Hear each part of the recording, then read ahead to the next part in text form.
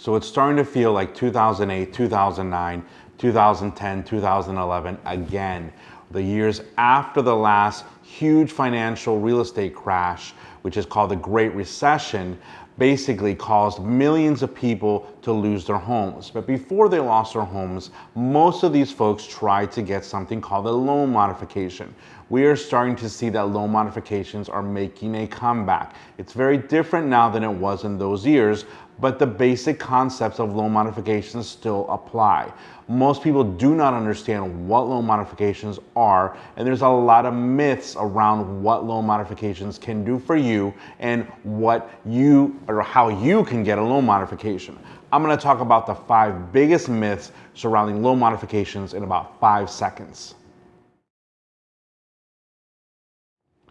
So I started practicing law around 2008 when the last crash happened. I represented thousands and thousands of people during that time in their loan modification negotiations with the bank. Unfortunately, at that time, it was extremely difficult to get loan modifications because the values of the homes had dropped so much that the banks were unwilling to work with people, or when they did offer you a loan modification, the offer basically said, okay, the house is worth $300, you owe $700, and you're still going to pay us back that $700,000, even though the house isn't worth it. Nowadays, loan modifications are different in that the houses are worth a lot more, and many times the people who are applying for loan modification, it actually makes some sense. However, the problem is that there's still a lot of myths about loan modifications that people don't really understand, or they've had really bad information out there.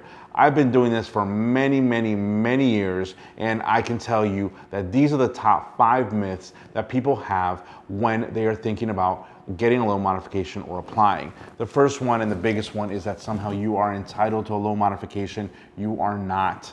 There is no entitlement to loan modification, even though the lender will make an attempt to give you a loan modification, and they actually sometimes are required by law or by policy, if they're government-backed mortgages, to make an attempt to give you a loan modification. In many cases, you will not get one because of the mathematics behind your mortgage. If you owe too much, or the house has devalued, or you have an old loan modification, or you have multiple loan modifications from before, or you have multiple denials, many times the bank will deny you. You are not entitled to a loan modification, and this is a big problem for people. People do not understand that when you apply, this is an application process. It is, however, easier now than ever to get loan modifications, but is not an entitlement. So when you're applying, keep that in mind. Always have backup plans, and your backup plan might be that you're going to have to sell this house because the loan modification might not work.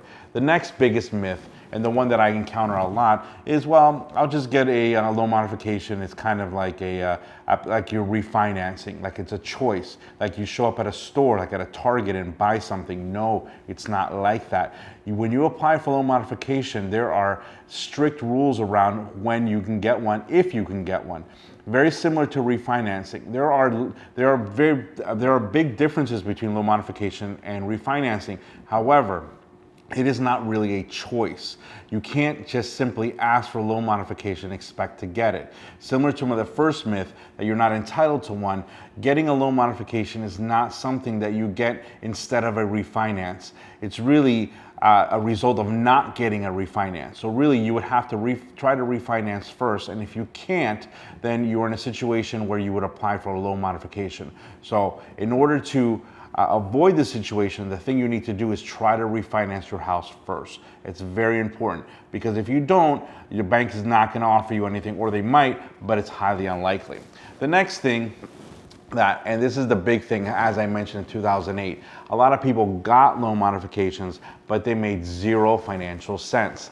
The myth number 3 is that somehow getting a loan modification is a good financial decision, that you're going to basically be better off getting a loan modification versus selling the house or doing something like a refinance.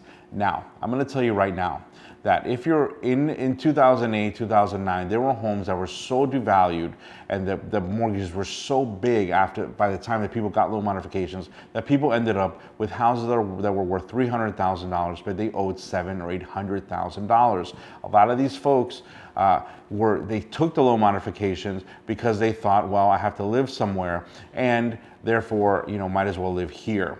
Now, that is the only reason why you would take a loan modification in that situation, because it makes no financial sense to buy something where you owe 3 or 4 times what that thing is worth and you will never pay it off. That's really what the problem is a lot of people were facing when they were getting loan modifications. So the myth that somehow this is a tool to better your financial situation, it's only true if obviously you need somewhere to live, and if you get a payment from your loan modification that is significantly less than renting, then yes, it makes sense. But otherwise, you might want to look at other options such as short sale, or a bankruptcy can sometimes clear that out for you. Now, the next myth, and this is actually a good thing for people, because unlike refinancing, in a loan modification situation, credit doesn't matter.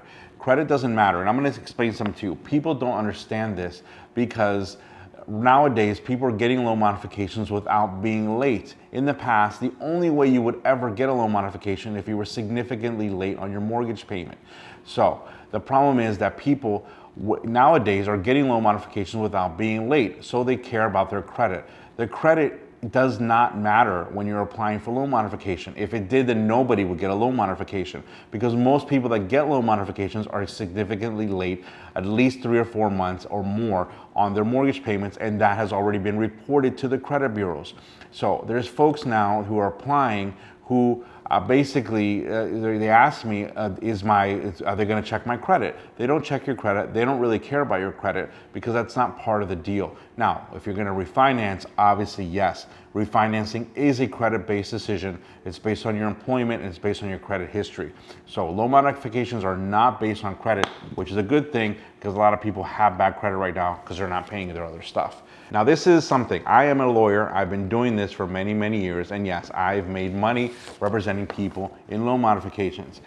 And I get this question, should I have to pay somebody to get a loan modification? And I'm going to answer that with a very simple maybe. It depends on a lot of different factors. Now, I'm going to be completely honest with you. A lot of people do not have to pay for a company or an attorney or somebody to do a loan modification for them. There are people out there who are simple W-2 workers who all they're going to ask for is your W-2, your last pay stub, and they'll give you a loan modification or not.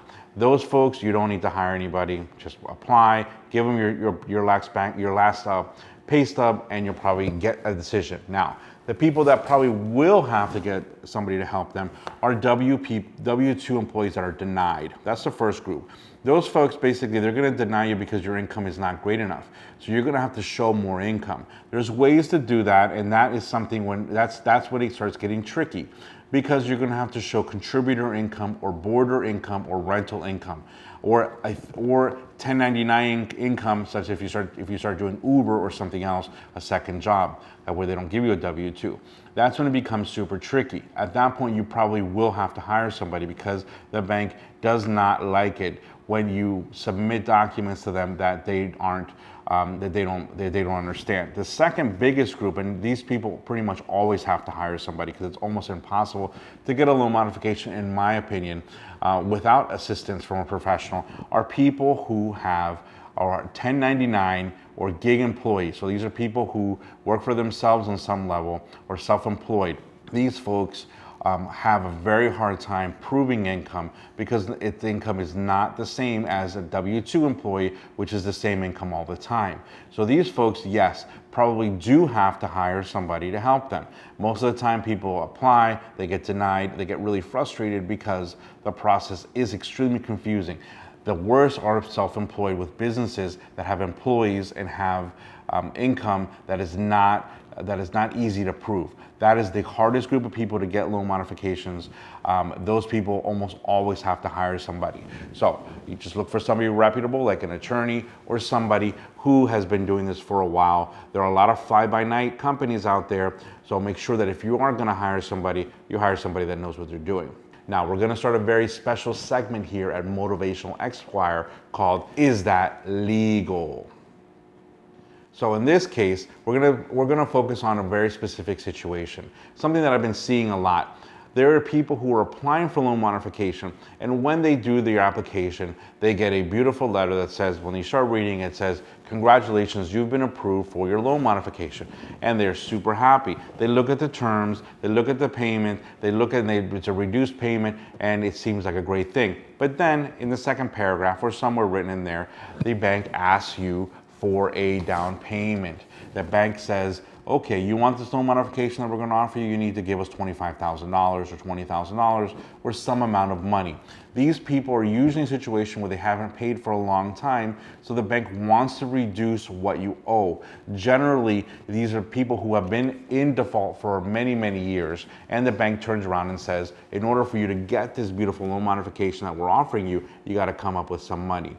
Is that legal? The answer is very much yes, it is legal, because the bank is allowed to get their money back. Remember, you made a deal with the bank.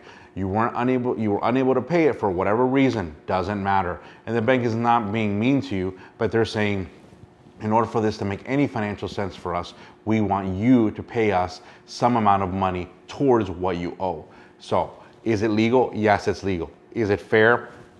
It might not be fair and it might not be doable for you, but if this is the time when you would call somebody and borrow the $25,000 if you can, because if they're giving you a good deal on loan modification, then you might as well go for it, get the money and do it. So that's it for now. Thanks a lot. Good luck with everything.